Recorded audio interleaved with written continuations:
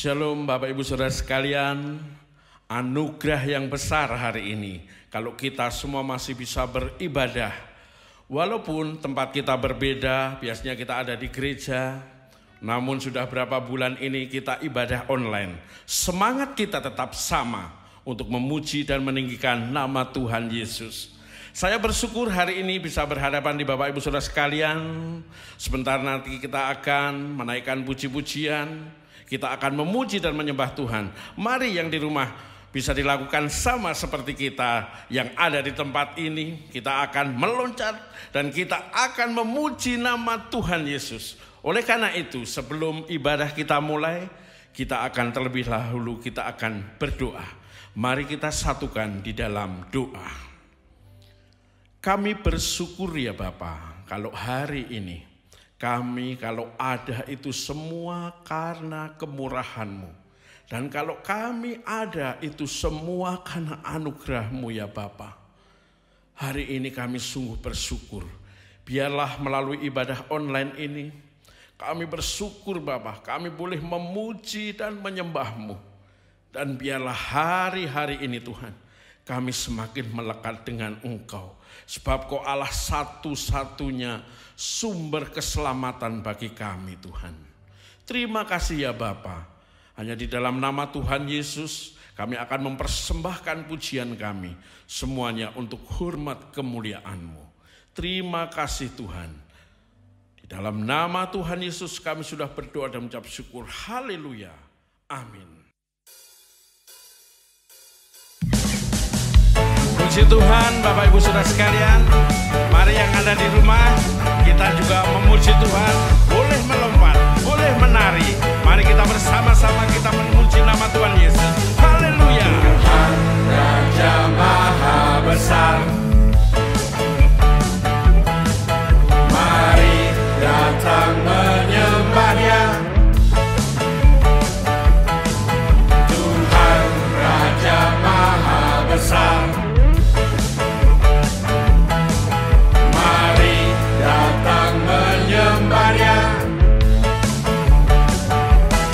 Dia pencipta dunia ini, Dia membentuk gunung-gunung, kehadirannya datanglah, nyanyi bersyukur padanya. Dengan bersuka bernyanyilah, Dia batu keselamatan, puji Dia Tuhan Raja Maha Besar.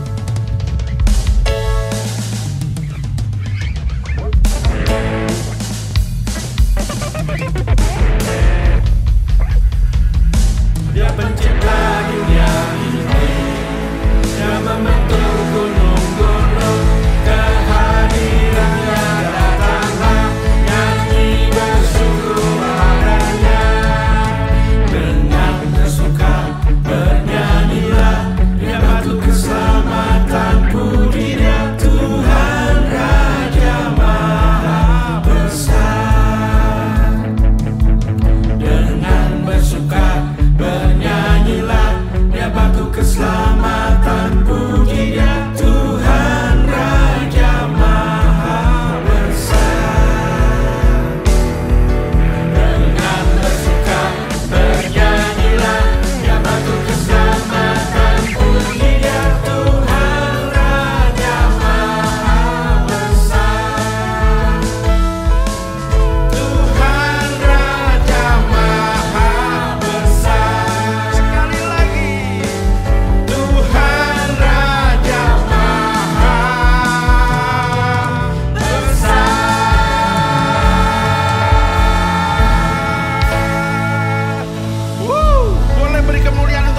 Yesus.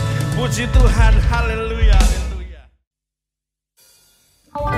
Puji Tuhan, hari ini kalau kita masih ada sampai saat ini itu semua karena kemurahan Tuhan. Mari Bapak Ibu Saudara sekalian yang ada di rumah, kita bersama-sama memuji pujian ini. Haleluya. Oleh karena kemurahan Tuhan, ku ada sampai hari ini. Oleh karena kebaikan Tuhan, janji-Mu terjadi bagiku. Ku sembah Kau Tuhan, ku mengangkat tanganku, selamanya Kau ajaib bagiku. Ku sembah Kau Tuhan, ku mengangkat wajahku, selamanya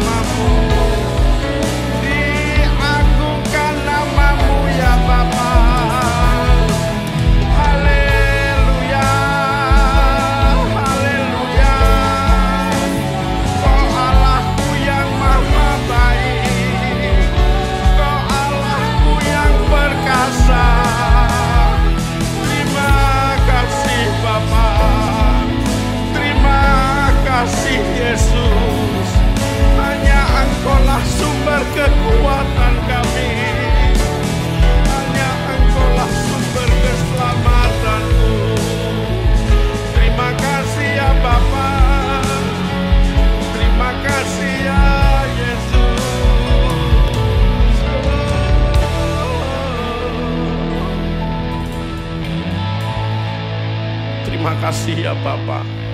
Hari ini kami bersyukur. Biarlah firman yang akan kami dengarkan menjadi kekuatan bagi kami. Haleluya. Amin. Shalom saudara-saudaraku. Kita bersyukur kepada Tuhan kalau kita masih bisa beribadah.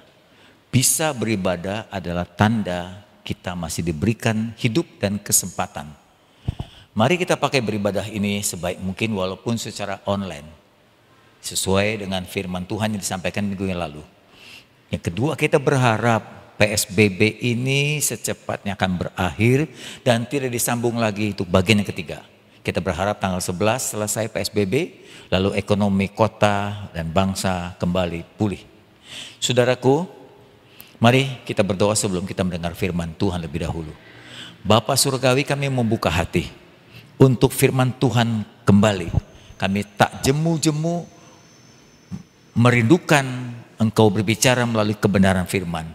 Engkau mengajar, membimbing, mengarahkan, memberikan pencerahan-pencerahan dan pengertian-pengertian, entah yang baru atau yang lama, agar kami tetap tunduk dan taat, berjalan sesuai kehendak Tuhan. Kami membuka telinga, menyendengkan telinga, mendengar firman dan menyimpan serta melakukannya setiap hari. Dalam nama Yesus kami berdoa. Amin. Saudaraku, ibadah yang lalu firman berisi tentang perbandingan antara ibadah offline dan online. Kita semua sekarang akhirnya juga menyadari bahwa begitu banyak kita salah dalam beribadah secara online. Salah satu sebab karena kita tidak melakukannya mungkin di dalam gedung gereja, sehingga seakan-akan ibadah dalam rumah jadi hal yang biasa. Jadi saya berharap rasa hormat kita kepada Tuhan jangan berubah. Walaupun ibadah dalam rumah, kita tetap menghormati Tuhan dengan cara ibadah tepat waktu, berpakaian yang sopan, sudah mandi tentunya saudara, suka gigi. Jadi jangan nyanyi bojigong mana-mana saudara. Jangan juga mendengar firman dan pujian sambil makan camilan, sambil senderan. Rasa hormat itu tetap ada. Seperti firman katakan, hormati sabat Tuhan. Hormati Tuhan saat Ia ada di tengah-tengah ibadah kita. Nah, kali ini firman Tuhan bertema, sebentar saudaraku, jiwaku rindu beribadah kepadamu Tuhan. Saya ulang kembali, jiwaku rindu beribadah kepadamu Tuhan. Tujuan dari khotbah saya ini agar saudara jangan membuat ibadahmu menjadi cacat. Kata cacat itu artinya ada sesuatu yang salah dalam beribadah. Jadi kalau Anda membeli pakaian-pakaian yang murah biasanya suka ada cacatnya. Benangnya kurang, ada tinta, ada noda, ada sesuatu yang kecil-kecil yang mungkin tidak kelihatan, ternyata itu adalah cacat dari produk tertentu. Begitu juga dalam ibadah, ada satu dua hal yang mungkin saudara salah lakukan atau tidak lakukan atau belum lakukan. Nah, jangan sampai ibadah yang kita laksanakan tiap minggu, apalagi saudara dan saya sudah jadi Kristen seumur hidup, jangan sampai ibadah yang kita lakukan seumur hidup tetap cacat di mata Tuhan. Bagaimana kita tahu? Mari kita dengar firman Tuhan, simak baik-baik firman Tuhan.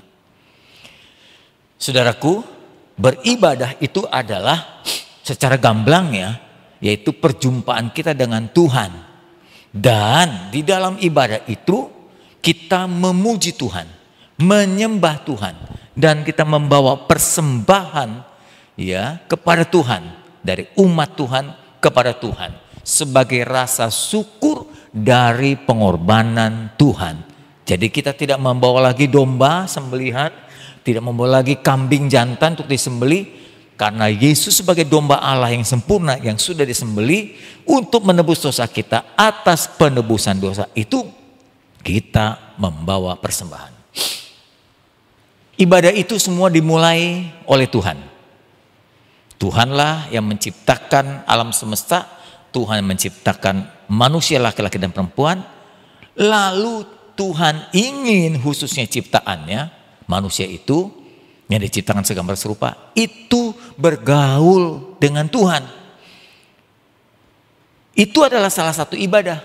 Berjumpa dengan Tuhan adalah kerinduan Tuhan. Dimulai oleh Tuhan sendiri.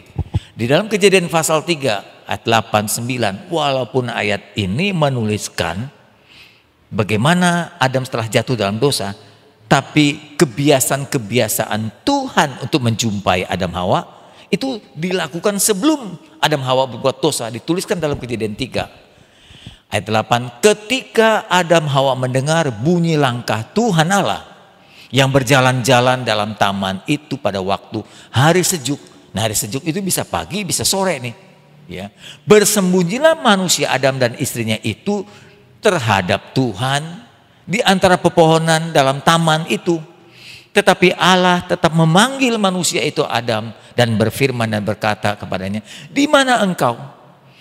Ini dilakukan oleh Tuhan terbiasa setiap hari.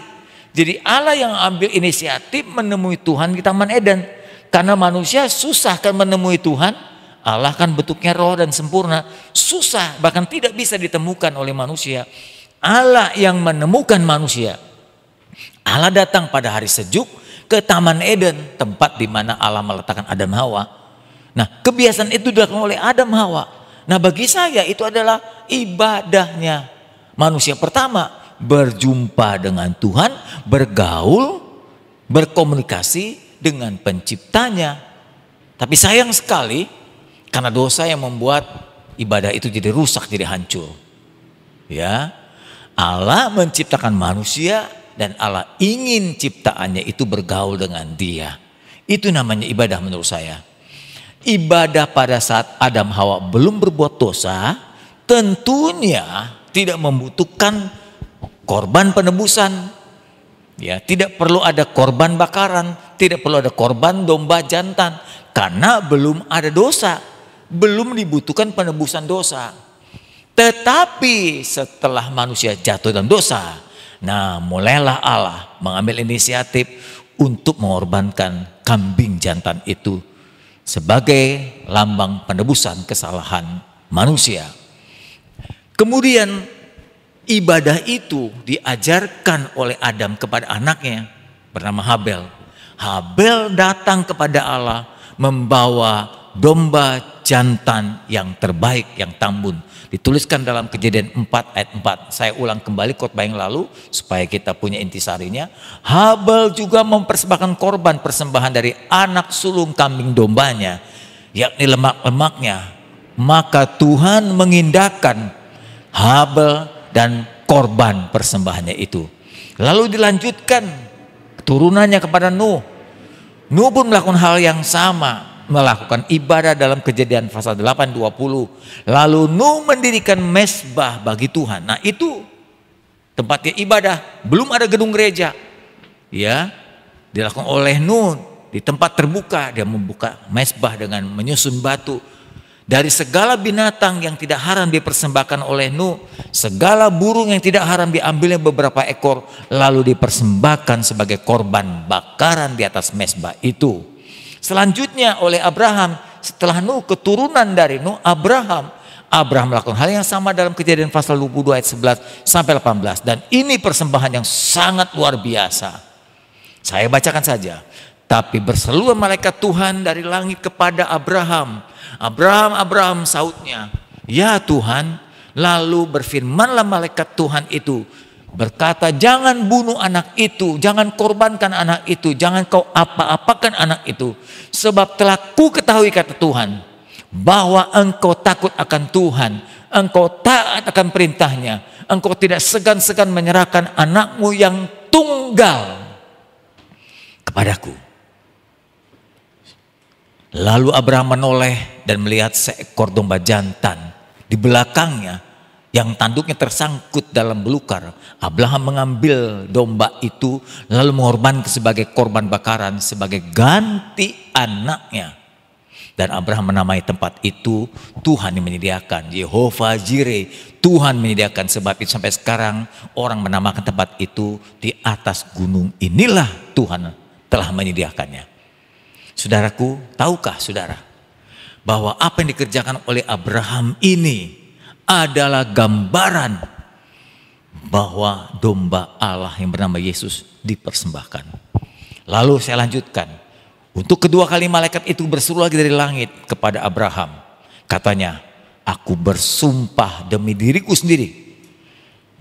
Malaikat Tuhan berkata, atau Tuhan berkata, demikian firman Tuhan. Karena engkau telah berbuat demikian taatnya, engkau tidak segan-segan untuk menyerahkan anak tunggalmu kepadaku, maka aku akan memberkati engkau berlimpah-limpah dan membuat keturunanmu sangat banyak seperti bintang di langit, seperti pasir di lautan. Keturunanmu akan menduduki kota-kota musuhmu. Oleh keturunanmu semua bangsa, wah ini nubuat lagi nih, di bumi ini akan mendapat berkat, dan karena engkau mendengarkan firmanku. Jadi saya tegaskan lagi bahwa ini nubuatan yang disampaikan Allah kepada Abraham. Yang pertama sebagai ujian ketaatan. Apakah betul-betul Abraham mampu mempersembahkan anak tunggalnya itu kepada Allah. Jadi ketaatannya begitu tinggi, ya, begitu tinggi sehingga ia tahu bahwa Allah akan memberikan solusi bagi dia. Dan Abraham lulus dalam ujian ini. Persembahan Abraham itu sebetulnya adalah gambaran dari nubuat Yesus. Yesus itu anak tunggal Allah. Yesus itu domba jantan Allah. Yesus itu gambaran penebus. Jadi domba jantan yang sebagai pengganti dari anaknya Abraham itu, Ishak, adalah gambaran Yesus, domba jantan itu. Dan itu digenapi oleh Yesus ketika ia disalibkan di bukit Golgota. Begitu ya kurang lebih saudara ya. Nah, lebih lanjut lebih jauh. Setelah Abraham memberikan contoh bagaimana dia beribadah kepada Tuhan, lalu saya lanjut lebih jauh. Masuklah kepada zaman Israel. Zaman Israel ini dimulai oleh Yusuf sebetulnya. Setelah Abraham memiliki satu anak Ishak, dari Ishak lahir anak Esau dan Yakub. Yakub melahirkan salah satu anaknya adalah Yusuf dari 12 anaknya itu. Yusuf dijual oleh kakaknya, akhirnya jadi budak sampai di Mesir. Di Mesir Tuhan menyertai Yusuf sehingga Yusuf akhirnya diangkat jadi wakil Firaun. Karena dari nubuatan mimpi Firaun akan terjadi bala kelaparan hebat selama 7 tahun. Kelimpahan 7 tahun, kelaparan 7 tahun. Lalu hanya satu-satunya orang yang dapat menjelaskan, mentabirkan mimpi Firaun itu adalah Yusuf. Maka Yusuf juga yang dipercayakan Firaun untuk mengelola masa kelimpahan dan mengatur di masa kelaparan. Maka Yusuflah orang kedua setelah Firaun. Ya, Mesir ditolong oleh Yusuf pada saat bencana itu terjadi. Nah, Yusuf akhirnya dapat membawa saudara-saudara yang lain dari anak-anak Yakub ke Mesir dan mereka tinggal di tanah Goshen. Dan pada saat itu Firaun bermurah hati kepada Yusuf. Saudara-saudara Yusuf dan orang tua Yusuf diperbolehkan bahkan mendapatkan keistimewaan tinggal di Mesir. Namun setelah Yusuf meninggal, Firaun meninggal. Maka tergantilah Firaun yang lain. Bukan lagi Israel menjadi penduduk di Mesir, tapi menjadi budak. Sejak itulah Israel dijadikan budak oleh penguasa Mesir hampir 430 tahun. Jadi 4 generasi Israel jadi budak di tanah Mesir. Tentunya orang-orang Israel tahu dan sadar bahwa Mesir bukan tanah mereka. Mereka berada di tanah yang asing. Mereka berteriak ingin memiliki, mendapatkan kebebasan. Ingin jadi orang merdeka, tidak ingin jadi budak terus menerus. Berteriak, mereka berteriak, tapi mereka tidak tahu harus berteriak kepada siapa. Karena mereka nggak pernah beribadah. Mereka berteriak dan Tuhan mendengar. Allah mendengar lalu mengutus Musa dan Harun pergi ke Mesir untuk membebaskan umatnya dari perbudakan di Mesir. Dan saat Tuhan dibawa atau Tuhan mengutus Musa dan Harun, sekaligus Tuhan memperkenalkan diri dan kuasanya kepada penguasa Mesir, kepada umatnya Israel, bahwa Allah mereka itulah Allah Yahweh, adalah Allah orang Israel, melalui mujizat, melalui hukuman, melalui tulah. Dari situlah Tuhan mulai memperkenalkan diri dan bangsa Israel mengenal Allahnya melalui pengalaman-pengalaman itu. Musa terus berjuang agar umat Israel dapat bebas beribadah kepada Tuhan. Maksudnya agar Israel tidak lagi jadi budak di tanah Mesir dan dapat jadi orang merdeka beribadah dengan baik di luar Mesir. Lalu Musa menghadap Firaun sambil memohon dalam Keluaran pasal yang kelima ayat 1-3. Kemudian Musa dan Harun pergi menghadap Firaun lalu berkata, beginilah firman Tuhan Allah Israel, biarkanlah umatku pergi untuk mengadakan perayaan bagi Tuhan di padang gurun.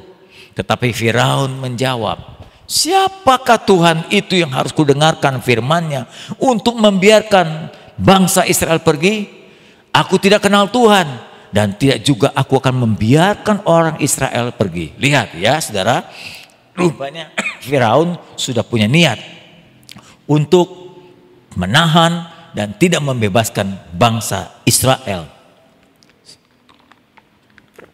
Lalu firman Tuhan berkata, kata mereka, ya, orang Ibrani atau Allah orang Israel telah menemui kami, kata Musa. Izinkan kiranya kami pergi ke padang gurun 3 hari perjalanan. Jadi untuk beribadah saja mereka mesti jalan kaki 3 hari, saudaraku. Kita semua beribadah dalam gereja paling 5 menit 10 menit. Sekarang ibadah dalam rumah, gak usah butuh waktu lama-lama. Mereka beribadah harus jalan 3 hari dulu ke padang gurun untuk mempersembahkan korban kepada Tuhan Allah kita, supaya jangan nanti Tuhan mendatangkan penyakit sampar dan pedang kepada kita sekalian. Perhatikan, setelah Musa menyampaikan niatnya untuk membebaskan Israel agar Israel jadi orang merdeka dan bisa beribadah kepada Tuhan, wah, Firaun mencari cara bagaimana menggagalkan supaya Israel ini tidak jadi bebas. Ya, tidak jadi bebas, tidak bisa beribadah kepada Tuhan. Sebelum umatnya beribadah, maka perhatikan, Musa meminta orang Israel dibebaskan dari perbudakan. Keluar dari Mesir, berjalan 3 hari ke padang gurun. Jadi sebelum saudara dan saya pun beribadah kepada Tuhan, saudara dan saya harus jadi orang merdeka. Saudara dan saya harus bebas. Kalau orang Israel bebas dari perbudakan fisik, kita diharapkan bebas dari ikatan-ikatan dosa. Bebas dari narkoba, bebas dari berhala, bebas dari terikatkan harta, bebas dari keduniawian, bebas dari obat-obatan, bebas dari ikatan setan. Hanya ada satu yang hanya boleh mengikat kita, yaitu Tuhan. Tidak ada yang bisa mengikat kita, termasuk hobi dan teman-teman. Ya, kita bebas, hanya Tuhan saja yang patut kita sembah. Arti bebas bukan semau gue, tapi bebas tidak terikat dan diperbudak. Jadi sebelum saudara dan saya jadi beribadah umat Tuhan, maka kita harus bebas dulu dari perbudakan dosa. Lihat siasat-siasat Firaun. Yang pertama bagaimana caranya supaya bangsa Israel tidak bisa beribadah? Bagaimana caranya supaya bangsa Israel tidak minta kebebasan? Yaitu dengan memperbanyak pekerjaan dan memperberat pekerjaan. Lihat Keluaran pasal 5 ayat 6-9, firman-Nya berkata begini. Pada hari itu juga Firaun memerintahkan kepada pengerah-pengerah mandor-mandor bangsanya dan berkata, tidak boleh lagi kamu memberikan jerami kepada bangsa itu untuk membuat batu bata seperti sampai sekarang. Biarlah mereka sendiri yang pergi mengumpulkan jerami itu. Tetapi jumlah batu bata yang harus mereka buat sampai sekarang, bebankan terus itu kepada mereka, jangan dikurangi. Itu sebabnya mereka berteriak-teriak minta diizinkan pergi. Ya, minta mempersembahkan korban kepada Allah. Pekerjaannya, 9 tegasnya, pekerjaan orang-orang ini harus diperberat. Dan mereka akan terikat terikat kepada pekerjaannya. Jangan pedulikan perkataan dusta mereka. Lihat kalimat tadi, pekerjaan mereka harus diperberat, caranya diperbanyak. Saudara, perhatikan ya. Jadi kalau saudara bertambah banyak proyek, bertambah banyak pekerjaan, jangan langsung bersyukur. Tunggu dulu. Memang kita bersyukur kalau kita dapat pekerjaan. Sekarang dapat pekerjaan susah. Tidak sedikit yang ter-PHK dari pekerjaan akibat pandemi ini. Kalau saudara dan saya masih bekerja, saudara harus bersyukur. Apalagi sudah bekerja masih mendapatkan upah. Ada orang bekerja hanya dapat 50%, orang bekerja dipotong 30%. Kalau saudara masih bekerja dapat anugerah, saudara bersyukur. Kedua, kita harus menghormati Tuhan dengan beribadah dan menghormati Sabat Tuhan. Jadi kita syukuri anugerah Tuhan atas pekerjaan, tapi kita juga harus menghormati ibadah, menghormati Tuhan pada hari Sabat. Jadi gimana Pak? Dua-duanya? Ya, dua-duanya harus dihargai. Pekerjaan sebagai anugerah, ibadah ada kesempatan saudara beribadah. Ibadah kesempatan saudara berjumpa dengan Tuhan dan kesempatan menghormati Tuhan. Jangan karena kerja, alasan saya banyak kerja lalu tidak beribadah. Jangan alasan banyak pekerjaan lalu ibadah jadi mundur, jam 10 jadi jam 1. Mungkin dengan alasan akan ada di online, kan ada di YouTube. Nggak boleh begitu. Disiplin diri untuk ibadah tepat waktu. Jangan alasan ada proyek, ada kerjaan tambahan di rumah, jadi nanti aja. Jangan ada kata nanti buat Tuhan. Jangan alasan pekerjaan yang banyak lalu tidak beribadah. Atau jangan alasan beribadah jadi nggak mau kerja lagi. Nah, ini pemalas ini. Jangan kambingkan hitam, jangan kambing hitamkan Tuhan, jangan kambing hitamkan pelayanan, jangan kambing hitamkan ibadah untuk tidak bekerja. Ya, sampai Tuhan berkata, kalau tidak mau bekerja jangan makan. Gitu. Saudaraku, hati-hati kalau saudara bertambah rezeki, jadi tambah kerjaan. Lalu Anda berkata, puji Tuhan. Tuhan maklum dah, kan kerjaan saya banyak jadi saya nggak beribadah, saya nggak doa lagi, udah capek nih, tidur aja langsung, tidak lagi baca Alkitab, tidak lagi baca Abra, ya, tidak lagi doa sama sekali. Kadang-kadang makan pun nggak sempat berdoa lagi karena ingin buru-buru mengejar pekerjaan. Hati-hati, banyaknya pekerjaan dan berkatmu, coba periksa, apakah membuat saudara tambah jauh dari Tuhan? Atau banyaknya rezeki dan pekerjaan membuat saudara jauh dari Tuhan? Kalau jauh dari Tuhan, saya tidak yakin berkat itu datang dari Tuhan.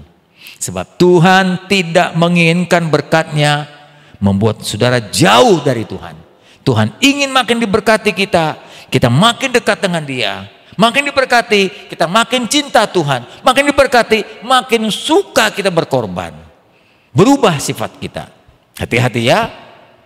Yang kedua, cara Firaun untuk membuat ibadah kita cacat dan kita gagal jadi orang merdeka yang beribadah adalah dia ingin kita tetap jadi budak. Bangsa Israel ingin tetap jadi budak, tidak boleh dikasih keluar.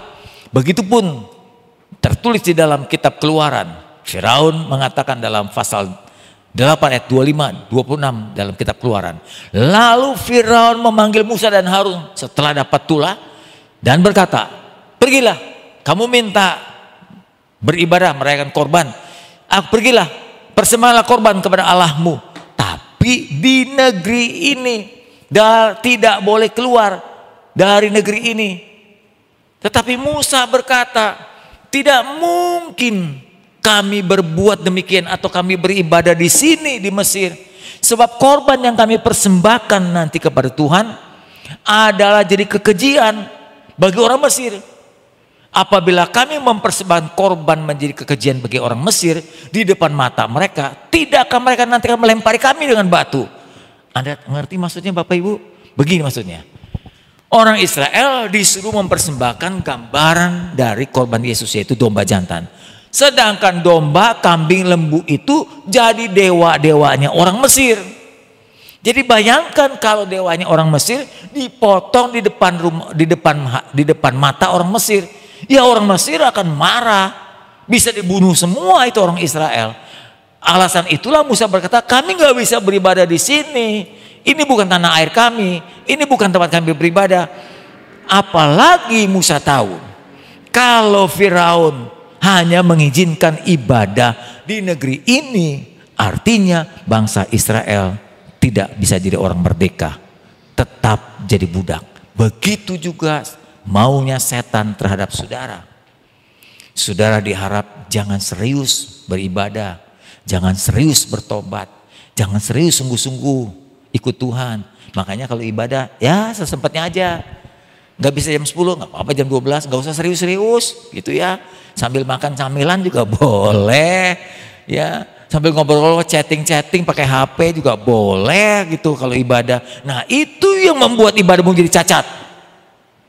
Ya, kita dibuat tidak serius beribadah. Kita dibuat tidak serius bertobat. Kita dibuat tidak serius dalam kerohanian.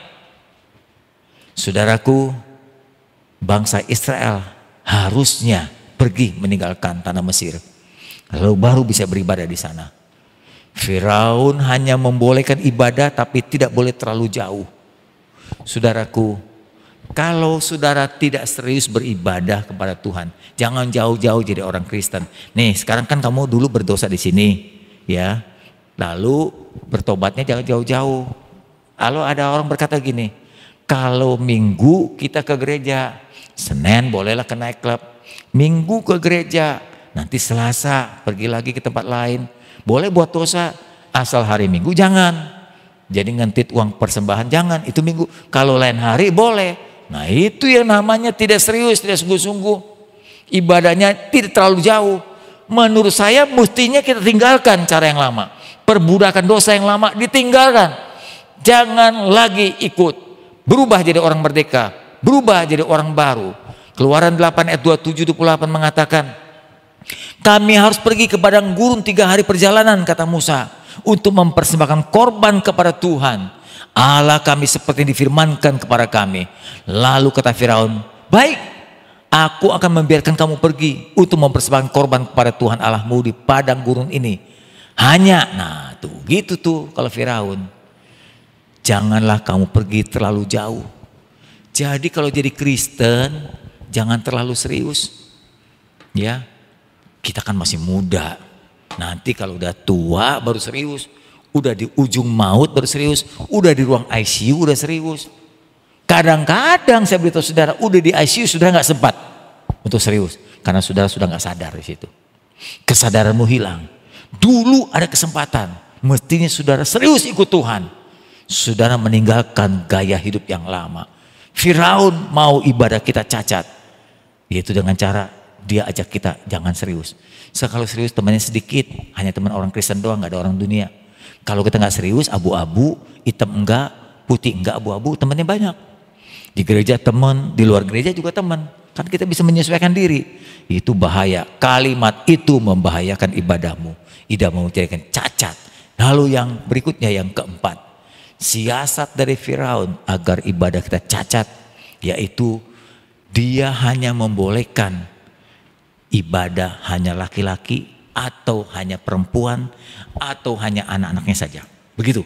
Kalaupun dituliskan dalam kitab Keluaran hanya laki-laki saja, itu bisa juga hanya perempuan saja, hanya anak saja yang boleh beribadah, yang lain keluarganya tinggal di rumah. Musa ingin semua anggota keluarga beribadah kepada Tuhan. Saya juga ingin supaya seluruh anggota saudara ini kebetulan ada dalam rumah ibadah online. Ajak seluruh anggota keluargamu, kumpulkan hari Minggu untuk beribadah dengan tepat waktu. Ya, tinggalkan perbudakan dosa. Dalam Keluaran pasal 10 ayat 9 dan 11 katakan, jawab Musa, kami hendak pergi dengan orang-orang muda. Bukan hanya laki-laki, perempuan, semua orang muda, semua orang tua, semua anak laki-laki, semua anak perempuan, dengan kambing, domba, lembu, sapi, sebab kami harus mengadakan perayaan untuk Tuhan. Tetapi Firaun berdalil lagi, Tuhan boleh menyertai kamu jika aku membiarkan kamu pergi dengan anakmu. Waduh, Firaun merasa lebih hebat dari Tuhan. Ya, lihat jahat maksudmu atau curang maksudmu Musa. Lalu Firaun berkata lagi, bukan demikian seharusnya. Kamu boleh pergi beribadah, tapi hanya lelaki saja. Istrinya, anaknya, ayahnya, ibunya tinggal di rumah. Beribadahlah kepada Tuhan. Sebab itulah yang kamu kehendaki. Lalu mereka diusir dari hadapan Firaun. Apa maksudnya? Maksudnya adalah supaya bangsa Israel laki-laki itu kalau sudah pergi, dia bisa melarikan diri. Tapi meninggalkan istri, anaknya, orang tuanya, keluarganya yang lain. Masa mau bebas sendiri? Saudara dan saya juga sama. Supaya ibadah saudara cacat, saudara kelihatannya rajin, tapi sendirian. Ibadah ke gereja sendirian, ibadah online sendirian di depan TV, anak istri masih pada tidur, suami anak masih pada tidur, ya. Mari sama-sama supaya tidak cacat. Jangan sampai ibadah kita cacat hanya sebagian keluarga saja. Masakan saudara mau masuk surga sendirian? Kita mesti bawa anggota keluarga kita. Seperti Yosua berkata, seisi rumahku kami memilih untuk beribadah kepada Tuhan. Pada hari Minggu kita punya ucapan yang sama dengan Yosua juga. Seisi rumahku kami beribadah kepada Tuhan. Ya, kita ingin memberikan ibadah yang terbaik dengan cara membawa persembahan, mengajak anggota keluarga. Saudaraku, lalu bagian yang terakhir. Firaun berkata kepada Musa, pergilah, beribadahlah kepada Tuhan. Hanya kambing dombamu dan lembu sapimu harus ditinggalkan. Juga anak-anakmu boleh turut beserta kamu. Tapi Musa berkata, bahkan korban sembelihan pun, korban bakaran, engkau harus berikan kepada kami, supaya kami menyediakan untuk Tuhan Allah kami. Dan juga ternak harus ikut bersama kami, ya. Dan tidak satu kaki pun akan tinggal di Mesir ini. Sebab dari ternak itulah kami harus ambil untuk beribadah kepada Tuhan Allah kami. Dan kami tidak mau. Dengan apa kami harus beribadah kepada Tuhan sebelum kami sampai di sana. Inilah alasan Musa. Musa berkata, kami harus beribadah kepada Tuhan bukan dengan anggota keluarga saja, tapi semua kambing domba. Tuhan ingin supaya ibadah kita ini sempurna, yang terbaik, maka kita harus bawa persembahan kepada Tuhan. Selain kita membawa anggota keluarga, kita juga harus membawa kambing domba untuk dipersembahkan. Jadi jangan menjadi pelit, saudaraku. Ya, Tuhan ingin kita datang membawa persembahan. Kalau dulu orang-orang Israel membawa persembahan beribadah kepada Tuhan dengan kambing domba, di zaman kita sekarang ini kambing domba sudah dihapus karena Yesus telah mati bagi kita. Tapi rasa syukur kita tidak hilang, saudaraku. Atas korban Tuhan itu kita membawa persembahan rasa syukur, membawa persembahan syukur, membawa persembahan sulung, membawa persembahan perpuluhan, membawa persembahan macam-macam, terserah saudara. Apa yang saudara titip, apa yang Tuhan titipkan kepada saudara, bawalah persembahan itu kepada Tuhan. Jangan sampai cacat ibadah kita. Jika dulu Musa yang berjuang untuk membebaskan kita dari perbudakan, membebaskan bangsa Israel dari perbudakan fisik, sekarang Tuhan Yesus berjuang bahkan berkorban supaya kita bebas dari perbudakan dosa. Jauh lebih hebat Yesus tentunya. Namun apa yang dikerjakan oleh Musa adalah gambaran dari perjuangan Yesus dan digenapi oleh Yesus, disempurnakan oleh Yesus. Setelah Yesus berjuang dan mengorbankan dirinya untuk penebusan dosa kita, maka kita menjadi orang merdeka. Dengan kemerdekaan ini kita bisa beribadah secara bebas di rumah atau gedung gereja. Alkitab katakan dalam Yohanes 8:34-36, Yesus berkata kepada mereka, aku berkata kepadamu, sesungguhnya setiap orang yang berbuat dosa adalah hamba dosa. Dan hamba tidak tinggal dalam rumah Tuhan, tapi anak tetap tinggal dalam rumah. Jadi apabila anak Allah itu memerdekakan kamu, kamu betul-betul merdeka. Jadi kita tidak lagi terikat dosa, orang merdeka, tidak terikat berhala, tidak terikat dengan kehidupan yang lama, tidak terikat dengan keduniawian. Kita hanya terikat pada Tuhan. Dengan kemerdekaan kita atas penebusan Yesus, kita tidak lagi dibawa kutuk, tapi dibawa berkat Tuhan. Kita diperkenankan, diperbolehkan berjumpa dengan Tuhan. Sungguh ini kesempatan yang luar biasa. Kita bersama-sama diizinkan untuk beribadah dan mengucap syukur kepadanya atas semua rahmatnya, anugerahnya, kasih karunia-Nya, perlindungannya, kebaikannya, kesembuhannya, berkatnya, semua pembelaannya. Dan saya pesankan sebagai khotbah bagian terakhir ini, carilah Tuhan selama Dia masih berkenan. Artinya kalau sudah tidak berkenan lagi, kita nggak punya kesempatan. Orang-orang di ruang ICU nggak punya kesempatan. Orang yang sudah tua renta tidak bisa berjalan, nggak bisa kesempatan. Saudara yang sakit parah nggak kesempatan. Maaf, yang meninggal secara mendadak juga nggak dapat kesempatan. Selama saudara dan saya masih hidup, mari cari Tuhan selama Ia masih berkenan. Sesuai dengan firman Tuhan dalam Yesaya 55. Carilah Tuhan selama Ia masih berkenan ditemui. Berserulah kepada Dia, memujilah, menyembahlah kepadanya selama Ia dekat dan ingin ditemui. Amin. Tuhan memberkati. Mari kita tunduk kepala dan kita berdoa. Bapa, kami telah dengar firman-Mu untuk sesi kedua atas ibadah ini. Kami sudah beribadah bertahun-tahun, kami tidak ingin ibadah kami cacat. Jangan karena persembahan kami yang salah. Jangan karena kami tidak pernah mempersembahkan sesuatu yang diperintahkan Tuhan. Jangan kami hanya beribadah seorang diri dan melepaskan keluarga, anggota keluarga kami. Jangan kami beribadah di tempat yang sama dengan kehidupan yang lama, yaitu tempat perbudakan dosa. Tapi kami ingin bebas, keluar jadi orang merdeka, bebas dari perbudakan dosa, bebas dari keterikatan macam-macam hal yang membuat kami tidak bisa menemui Tuhan. Bebas dari berhala, kuasa setan, dosa keduniawian. Kami tidak terikat lagi oleh hal-hal itu. Hanya terikat pada Tuhan kami yang membebaskan kami. Terima kasih Tuhan untuk firman-Mu. Biarlah kami terus makin memperbaiki cara kami beribadah.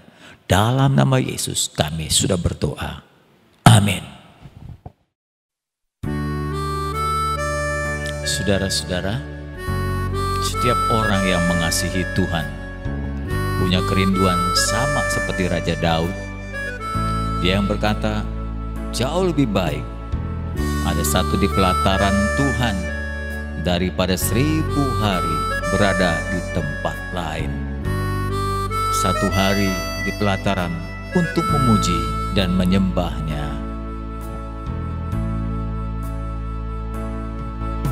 Suatu hal yang ku rindu, berdiam di dalam rumah-Mu. Satu hal yang ku pinta, menikmati bait-Mu Tuhan. Lebih baik satu hari di pelataran-Mu daripada 1000 hari di tempat lain.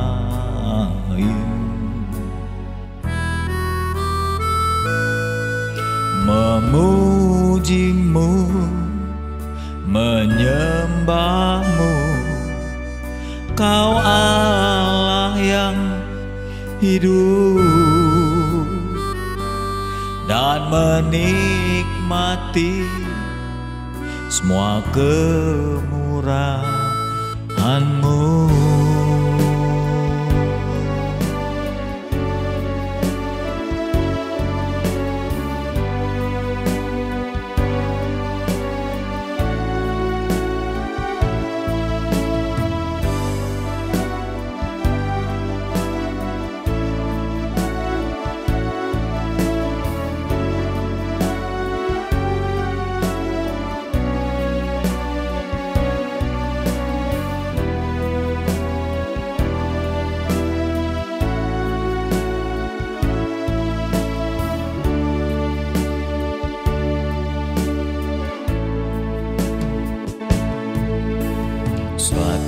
hal yang ku rindu, berdiam di dalam rumah-Mu. Satu hal yang ku pinta, menikmati bait-Mu Tuhan. Lebih baik satu hari di pelataran-Mu daripada 1000 hari di tempat lain.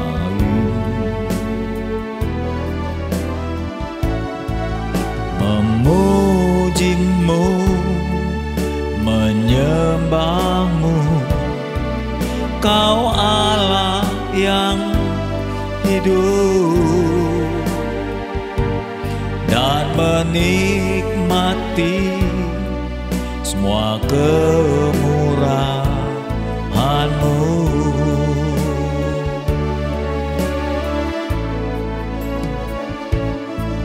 Lebih baik satu hari di pelataran-Mu daripada 1000 hari di tempat lain.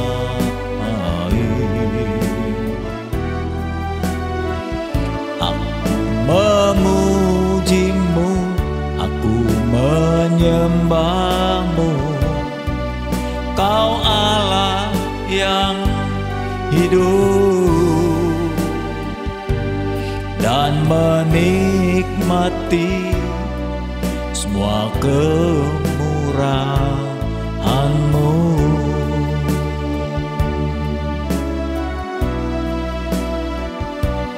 Dan menikmati semua kemurahan-Mu.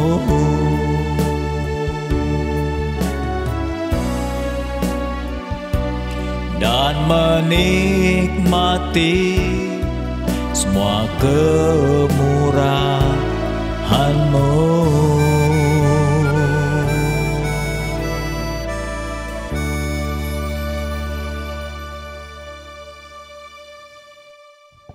Saudaraku, ibadat telah selesai. Mari kita bangkit berdiri. Kita memohon penyertaan Tuhan, berkat Tuhan, agar kita selalu kuat dan sehat. Saya bersyukur dan terus berdoa supaya jangan sampai ada satupun anggota jemaat Tuhan GBK Kristus yang tertular COVID ini. Biar Tuhan mengkhususkan dan melindungi saudara. Mari berdiri dan angkat tangan kita. Ibadah telah selesai. Terimalah sekarang oleh-Mu saudara-saudaraku perlindungan, kekuatan, kasih Bapa yang tiada henti menjaga kita. Cinta Yesus yang terus diberikan tanpa berubah dari hari ke hari. Kekuatan penjagaan Roh Kudus yang ajaib dan luar biasa itu ada bersama saudara dan saya sekarang dan sampai selama-lamanya. Amin.